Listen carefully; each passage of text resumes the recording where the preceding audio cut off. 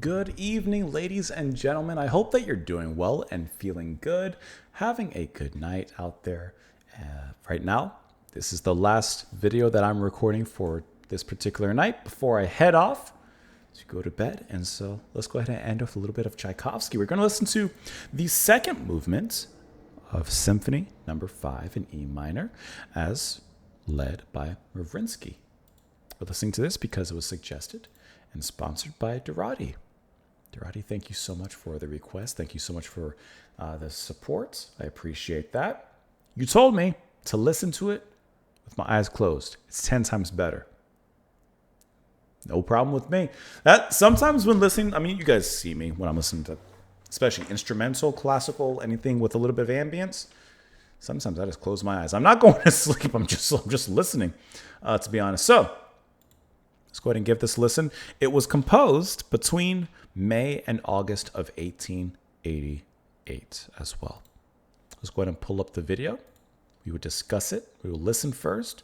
We will go from there. It's starting. I won't turn off the lights, but it's kind of dark.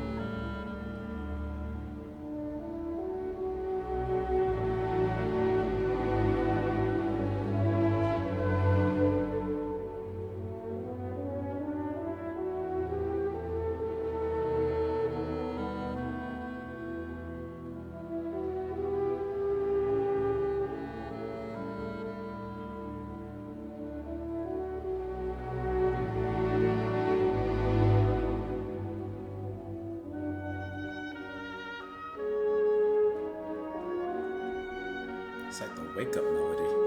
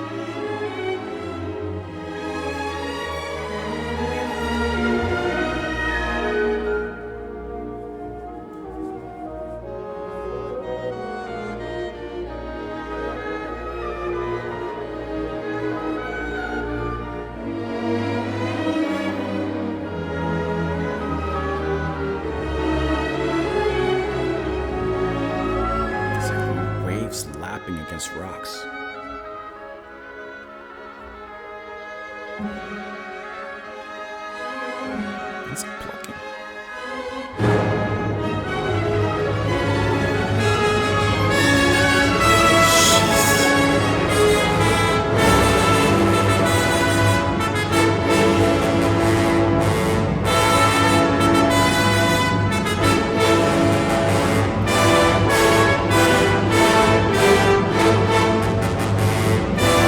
That is dramatic.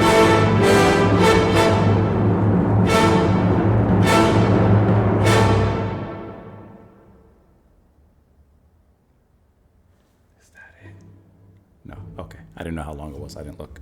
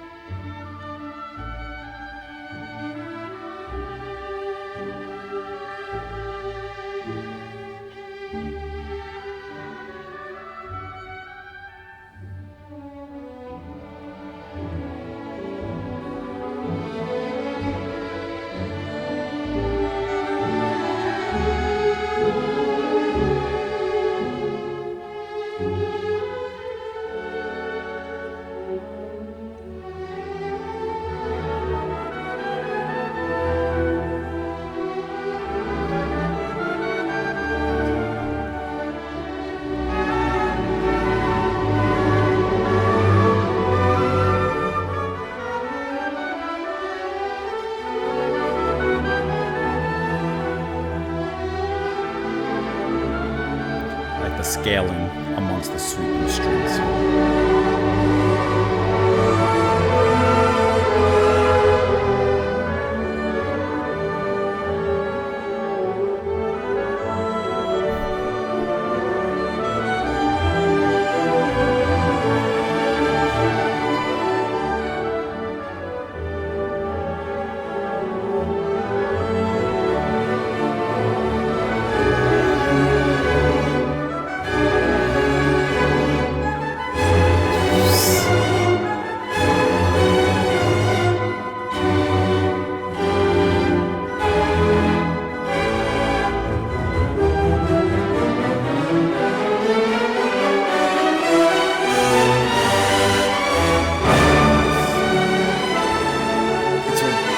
Majestic dance of sorts.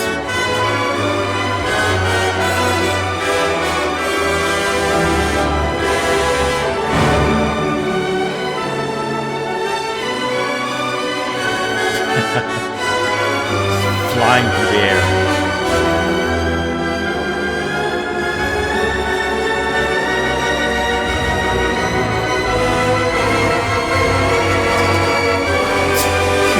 Built.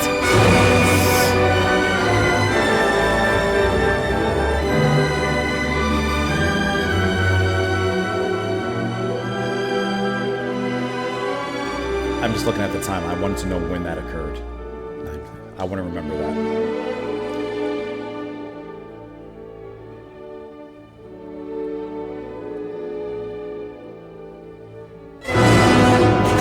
Wow. This, my eyes are closed. That's scary.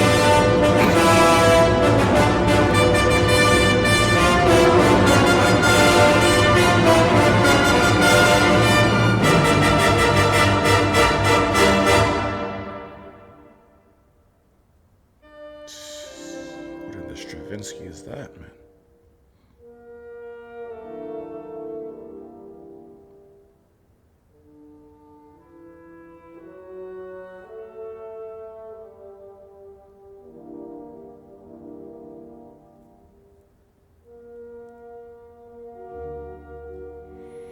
My heart is coming down.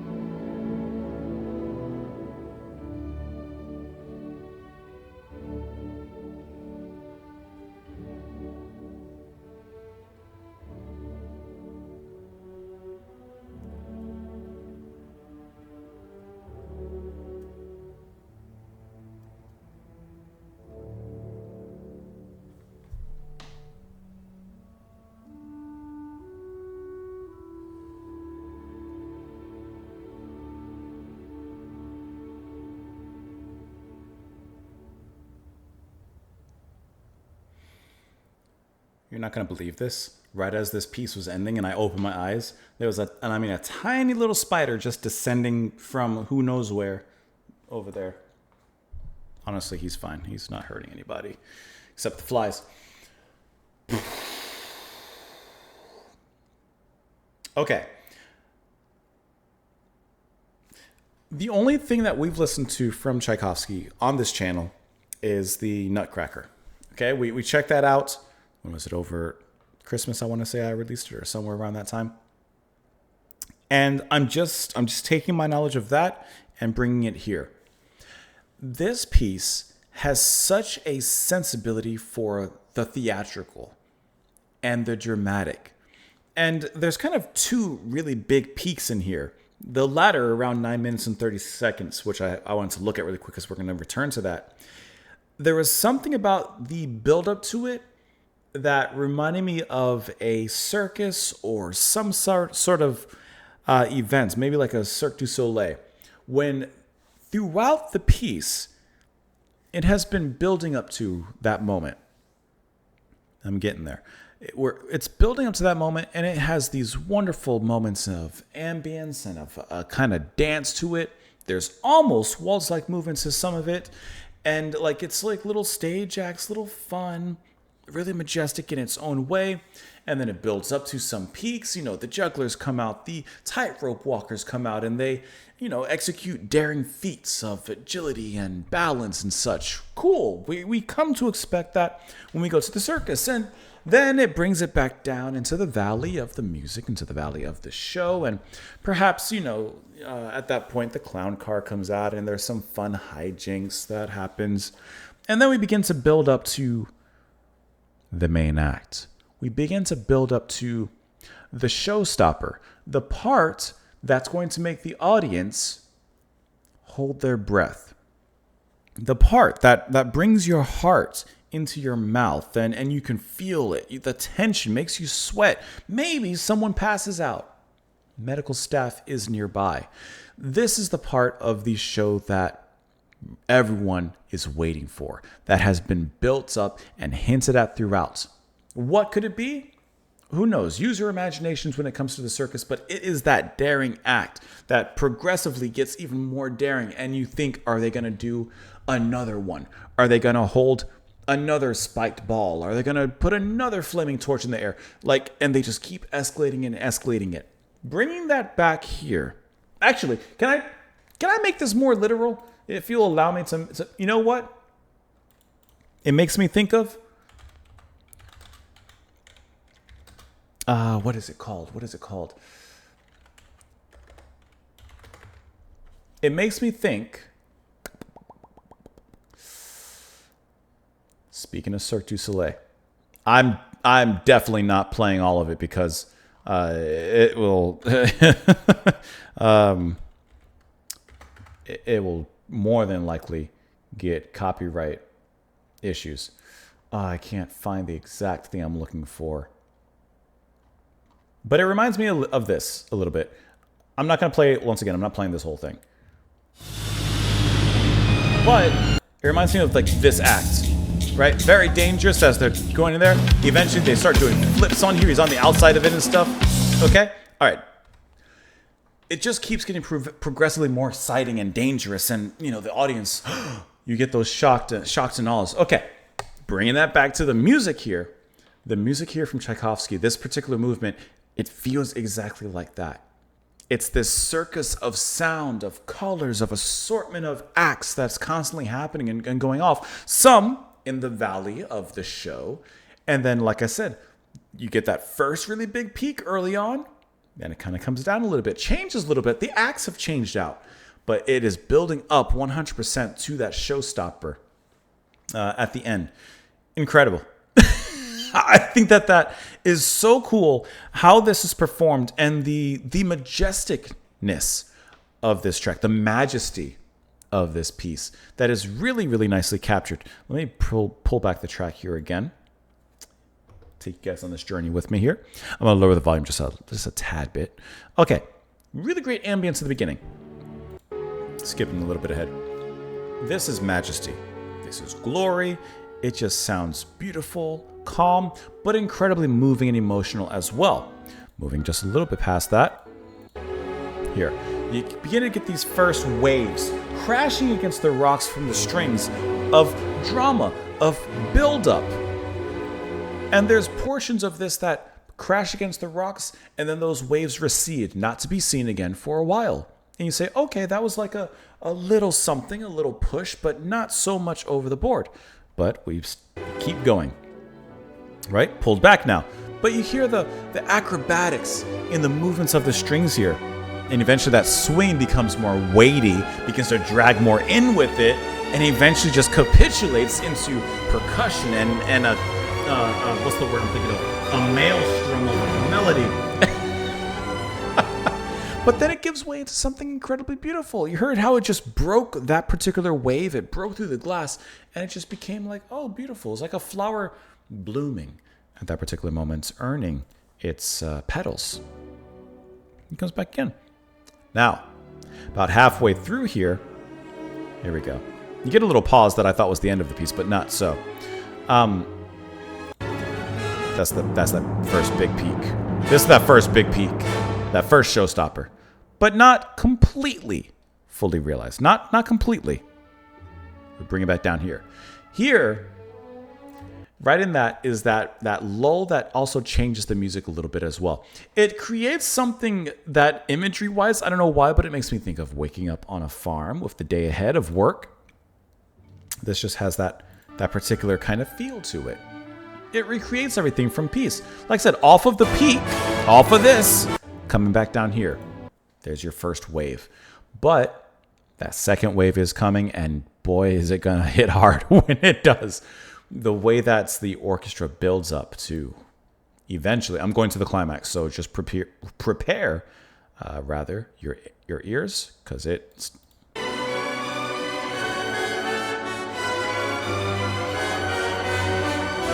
that slow down, the hammer about to be swung.